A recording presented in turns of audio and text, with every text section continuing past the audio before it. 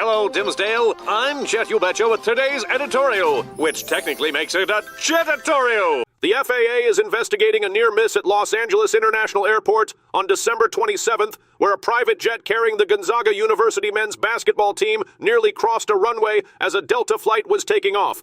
The Key Lime air-operated jet was directed by air traffic controllers to stop before crossing the runway to avoid a conflict with Delta Flight 471. The jet halted immediately after the controller's command, preventing any collision, and no injuries occurred. Gonzaga University confirmed that its team members were unaware of the situation at the time. Key Lime Air has not provided comments, while Delta said its flight operated normally and confirmed its cooperation in the investigation. The FAA is continuing its review of the incident. In other developments, experts warn against feeding raw pet food after a cat in Oregon died from a product contaminated by bird flu. The food, made by Northwest Naturals, was recalled following the death. While bird flu has affected cats since 2022, this is the first documented case of an indoor cat dying from the virus due to raw food consumption. Researchers caution that raw food, including freeze-dried treats, can carry bacteria and viruses, as freezing does not kill pathogens.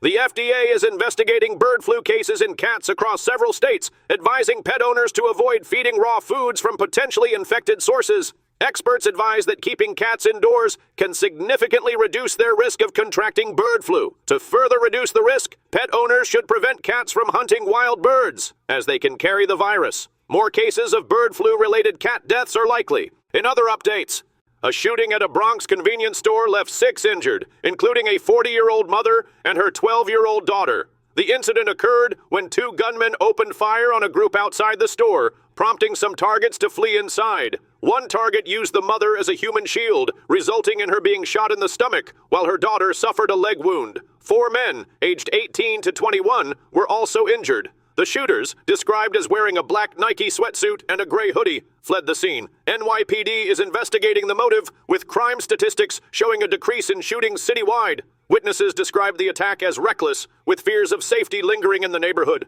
In another update, a Lego display collapsed onto a crowd during a New Year's Eve celebration at In the Game, an arcade and restaurant in Peabody, Massachusetts. The incident occurred during an indoor balloon drop at noon on Tuesday, intended for families.